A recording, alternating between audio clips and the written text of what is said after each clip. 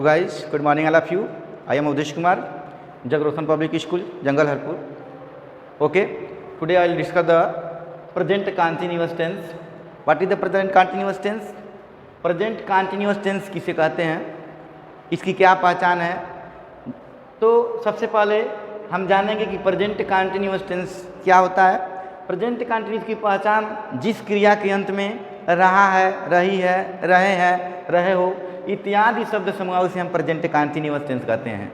जैसे वो पढ़ रहा है, लिख रहा है, सो रहा है, नाच रहा है, बैठ रहा है, गा रहा है, आ रहा है, जा रहा है, सो रहा है, हमेशा रहा रह जाता है, तो उसे हम प्रेजेंट कंटिन्यूअस टेंस कहते हैं। काम जारी होने का पता चलता है तो उसे हम प्रेजेंट कंटिन्यूअस टेंस कहते हैं। प्रेजेंट कंटिन्यूअस टेंस को और किस नाम से जानते हैं? प्रेजेंट कंटिन्यूअस टेंस को हम present imperfect tense, imperfect continuous tense के नाम से जानते हैं या प्रोग्रेसिव टेंस के नाम से जाना जाता है। प्रेजेंट कंटिन्यूअस टेंस को हम प्रोग्रेसिव टेंस भी कहते हैं। तो सबसे पहले हम पढ़ेंगे कि प्रेजेंट कंटिन्यूअस का अफर्मेटिव सेंटेंस। अफर्मेटिव सेंटेंस का मतलब होता है स्वीकारात्मक वाक्य, स्वीकार करने वाले वाक्य। मीन्स इसका जो रूल है subject plus is, am, are plus verb में ING plus object. Okay, subject singular number, singular number means एक वचन।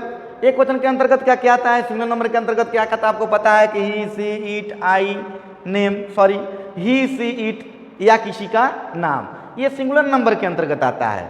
तो इसके साथ हम हेल्पिंग वर्ब जो होता है इज लगाते हैं। क्या लगाते हैं? इज लगाते हैं। और प्लस वर्ब में क्या जोड़ देते हैं? आईएनजी जोड़ देते हैं। जैसे देखिए एग्जाम्पल के रूप में कि श्याम घर जा रहा है, श्याम घर जा रहा है, तो सबसे पहले हम क्या लिखेंगे? Shyam is going to house. For example कोई भी एग्जाम्पल आ सकता है। यानी जब आपका सब्जेक्ट प्लूरल नंबर में आ जाए, प्लूरल नंबर में आ जाए, प्लूरल नंबर के अंतर्गत क्या क्या आता है? तो आई, वी, यू, दे, ये आपका बहुवचन कर्ता के अंतर्गत आता है। कर्ता मतलब सब्जेक्ट। सब्जेक्ट क्या है? He, she, it, name, I, we, you, they. तो प्लूरल नंबर के अंतर्गत आई, वी, यू, दे आता है। आई के साथ हम हेल्पिंग वर्ब एम लगाएंगे प्लस वर्ब का आईएनजी फॉर्म लगाएंगे। और बाकी जो आपका तीन बता है वी, यू, दे, इसके साथ हम आर लगाएंगे और वर्ब में आईएनजी लगाएंगे। यानी एग्जाम्पल के रूप में कोई भी चाहे तो एग्जाम्पल लिख सकते हैं। जैसे कि मैं पत्र लिख रहा हूँ, मैं पत्र लिख रहा हूँ, लिख रहा हूँ। तो लिखने का कार्य कौन कर रहा है? मैं कर रहा है। मैं की इंग्लिश हो जाएगी आई। मैंने बता दिया कि आई के साथ क्या लग रहा है? आई एम लग रहा है। तो I am right, I am right, writing, I am writing a letter, मैं पत्र लिख रहा हूँ। ये एम क्या है? सहायक क्रिया है, हेल्पिंग वर्ब है। राइटिंग क्या है? आपका मेन वर्ब है। और अ लेटर क्या है? ऑब्जेक्ट है। यानी subject plus is plus am plus are plus इन तीनों में से हम केवल एक लिखेंगे।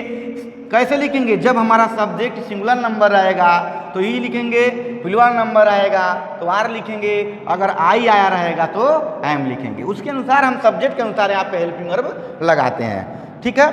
उसके बाद कोई भी एग्जाम्पल आता है, अगर आता है कि तुम चाय पी रहे हो, तुम चाय पी रहे हो, तो आप जानते हैं कि तुम की इंग्लिश या यू क्या है? सब्जेक्ट है। यू के साथ हेल्पिंग वर्ब क्या आता है? आर है। तो यू क्या कर रहा है? पी रहा है भाई। चाय पीने के लिए हमेशा, क्योंकि चाय गर्म होती है तो हम ड्रिंक नहीं लगा सकते, चाय पीने के लिए हमेशा क्या लगाते हैं? टेक लगाते हैं। यहाँ पर लिखेंगे हम टेक, टेक में आईएनजी जोड़ दिए तो आई एम टेकिंग टी। ये हो गया आपका जो है यू आर टेकिंग टी हो गया कि तुम चाय पी रहे हो, you are taking tea. Okay. अगर आता कि मैं चाय पी रहा हूँ तो आई एम टेकिंग टी। अगर आता कि वह चाय पी रहा है तो ही इज टेकिंग टी हो जाता। बट उस आफ्टर दैट निगेटिव सेंटेंस आता है। अफर्मेटिव सेंटेंस के बाद कौन सा सेंटेंस आता है? निगेटिव सेंटेंस आता है। ठीक है। निगेटिव सेंटेंस में होता है क्या? Subject plus is, am, are plus not plus verb में ING plus object. For example कि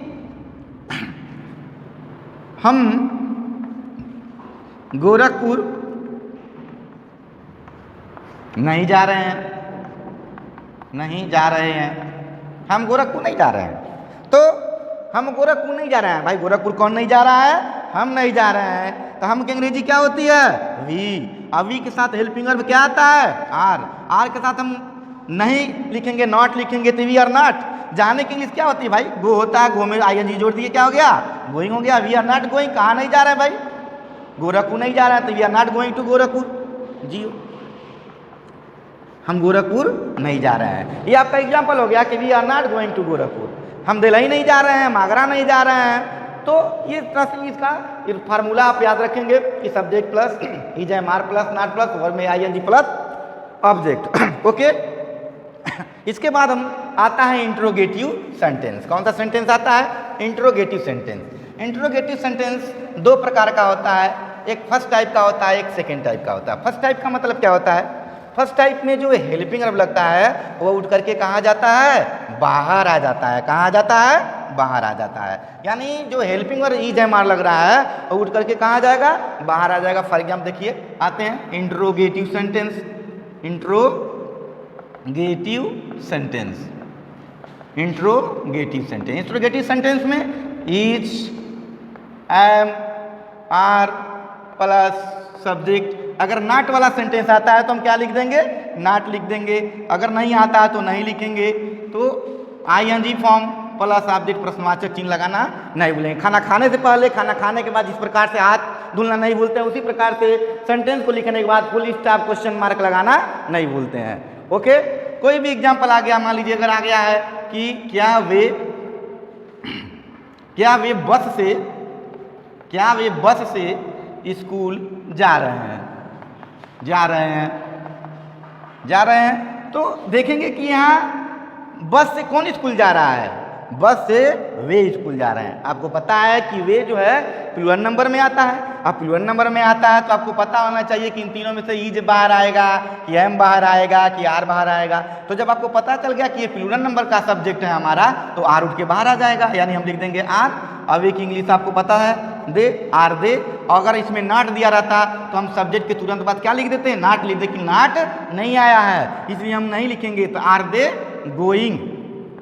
दे going to school by bus. जब किसी के द्वारा हम यात्रा करते हैं तो प्रीपोजिशन क्या लगाते हैं? बाई लगाते हैं। By train, by aeroplane, by bus, by auto, by rickshaw. यानी जब किसी के द्वारा हम यात्रा करते हैं तो हमेशा प्रीपोजिशन क्या लगाते हैं? बाई लगाते हैं। ओके, उसके बाद कोई भी दूसरा एग्जाम्पल, क्या वह गीत नहीं गा रही है?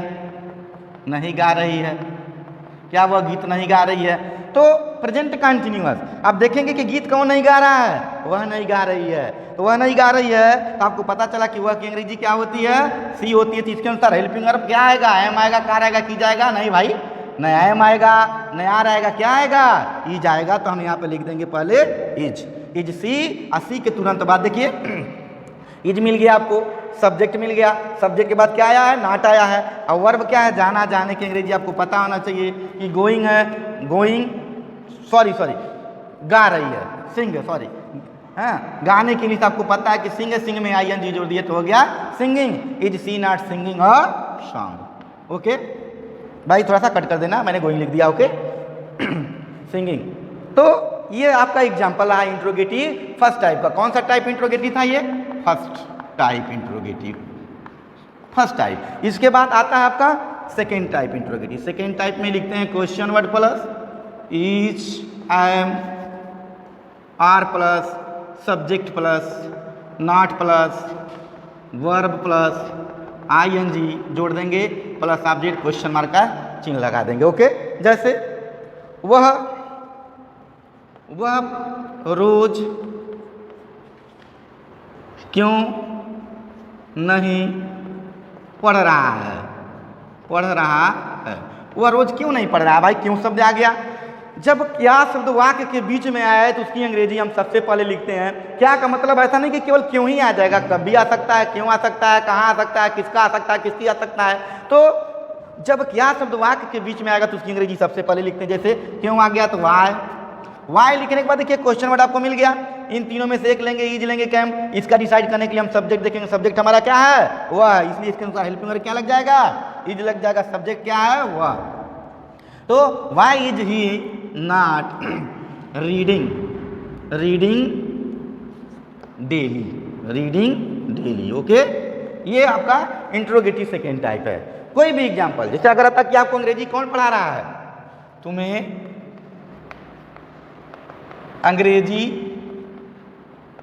कौन पढ़ा रहा है, तो इसमें पूछा जाए कि अंग्रेजी कौन पढ़ा रहा है।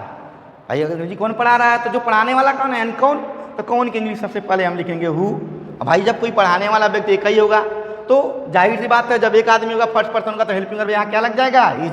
तो who is teaching, who is teaching, who is teaching you English, English आपको अंग्रेजी कौन पढ़ा रहा है। ओके, इस टाइप से जितने भी सेकेंड टाइप के क्वेश्चन बीच में आएंगे तो इंग्लिश बनेगा। ठीक है, ये प्रेजेंट कंटिन्यूअस आपका रहा। अगर अगले जो है अगला टेंस लेकर के फिर अगले चैप्टर में हम आप फिर आज आपके सामने हाजिर होंगे। तब तक के लिए अलविदा, बाय बाय, ओके बाय।